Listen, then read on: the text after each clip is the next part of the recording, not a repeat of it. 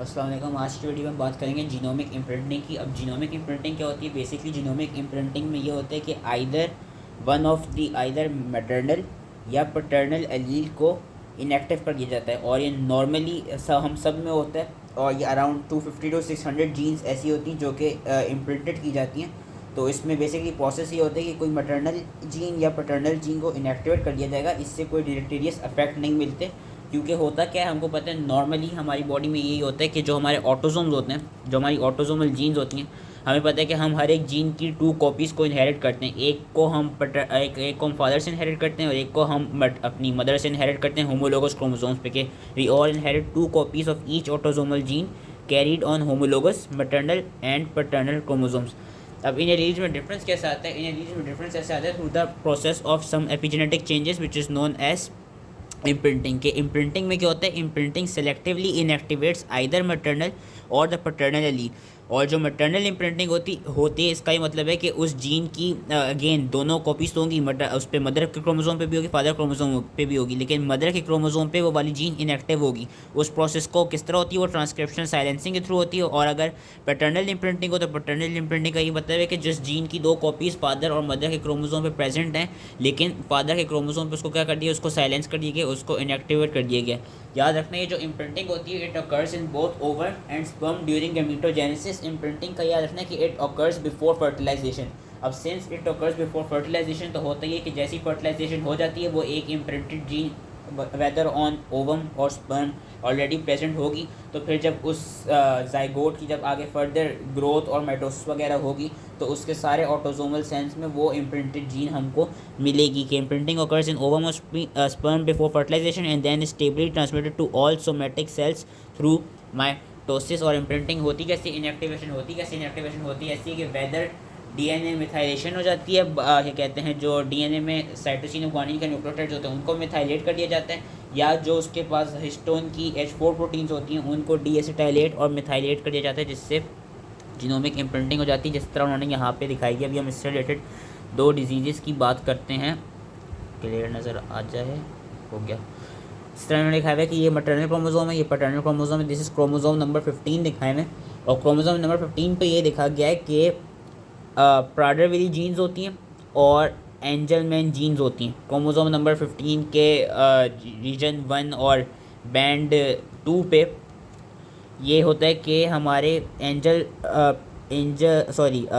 Angelman और Prader-Willie की jeans होती हैं, दोनों मैटरनल और पैटर्नल क्रोमोसोम्स पे।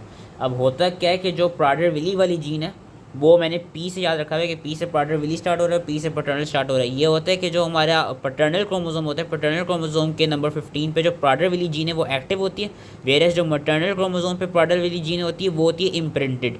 इसको ऐसे याद रखना है कि पैटर्नल वाली प्राडर-विली जीन इस एक्टिव, पी और पी से याद रखना है, वेरस मैटर्नल क्रोमोसोम पे जो प्राडर-विली जीन है वो इम्प्रिंटेड होती है। यानी कि जब जो भी प्राडर-विली जीन के नॉर्मल फंक्शन है वो किससे एक्सप्रेस हो रहे होंगे? वो हो रहे होंगे express due to presence of Prader-Willi gene on paternal chromosome.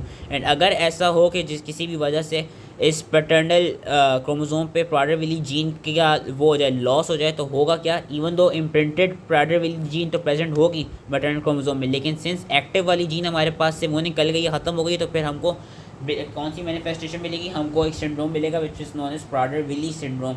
Similarly Angelman syndrome में क्या होता है? एंजलमैन का इस तरह याद रखना है कि प्राडर का तो मैंने बता दिया पी और पी से, तो अब जो बच्चा वो एंजलमैन का याद रखना है कि जो एंजलमैन की जीन है जिसको हम UBE3A कहते हैं, वो मैटरनल क्रोमोसोम पे होती है, फादर पे भी होती है, लेकिन फादर पे इम्प्रिंटेड होती है, मैटरनल क्रोमोसोम पे वो एक्टिव होती है। अगर कोई ऐसा प्रोसेस हो जिससे मैटरनल क्रोमोसोम पे से एंजलमैन जीन ख़त्म हो जाए या डिफेक्ट आ जाए, तो उसकी वजह से होगा क्या? उसकी वजह से होगा ये, बेसिकली लॉस हो जाए तो उसकी वजह से होगा ये कि हमको एंजलमैन सिंड्रोम मिलेगा। एंजलमैन सिंड्रोम इसीलिए मिलेगा क्योंकि नो डाउट फादर के पास एंजलमैन जीन प्रेजेंट तो है, लेकिन वो इम्प्रिंटेड है, वो इनएक्टिव है, तो वो अपने नॉर्मली एक्सप्रेस हो नहीं सकती। अब प्राडर-विली सिंड्रोम और एंजलमैन सिंड्रोम की वो क्या होती हैं, फाइंडिंग्स क्या होती हैं? Prader Willi syndrome is characterised by intellectual disability, short stature, hypotonia, profound hyperphagia, obesity, small hands and feets and hypogonadism. Whereas जो एंजलमैन सिंड्रोम के पेशेंट्स होते हैं, एंजलमैन सिंड्रोम के पेशेंट्स को भी इंटेलेक्चुअल डिसेबिलिटी होती है, लेकिन इनको साथ में माइक्रोसेफेली होती है, एटैक्सिक गेट होता है, सीजर्स होते हैं, और इनकी इनअप्रोप्रिएट लाफ्टर आ रही होती है। तो अब how can these genes be lost from either maternal और पैटर्नल क्रोमोसोम? एक तो सिंपल प्रोसेस है डिलीशन, कि जो ये जीन है या जो सेट ऑफ जीन्स हैं मटर्नल या पैटर्नल क्रोमोसोम पे लॉन्ग आर्म पे 15q12 पे उसके रीजन 1 बैंड 2 पे वो अगर डिलीट हो जाए, जिस तरह ने यहाँ पे दिखाया हुआ है कि फॉर एग्जांपल अगर पैटर्नल क्रोमोसोम पे से हमारे पास प्राडर विली जीन वो हो जाए, डिलीट हो जाए, तो उसकी वजह से होगा क्या, उसकी वजह से हमको प्राडर विली सिंड्रोम मिलेगा, क्योंकि जो imprinted Prader Willi gene present है मैटरनल क्रोमोसोम पे वो एक्टिव नहीं है, वो एक्सप्रेस नहीं हो सकती।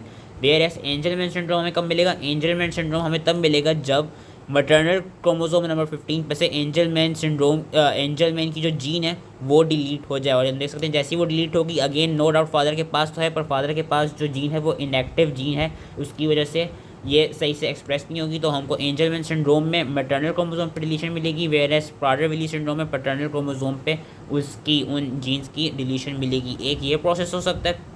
दूसरा प्रोसेस हो सकता है यूनिपेरेंटल डायसोमी। यूनिपेरेंटल डायसोमी में क्या होता है कि उसमें होगा ये कि हम दो क्रोमोसोम्स एक ही पेरेंट से इनहेरिट कर लेंगे। लेट्स सपोज कि हम दोनों क्रोमोसोम 15 है, वैसे तो नॉर्मली ये होता है ना कि एक फादर से इनहेरिट किया एक मदर से।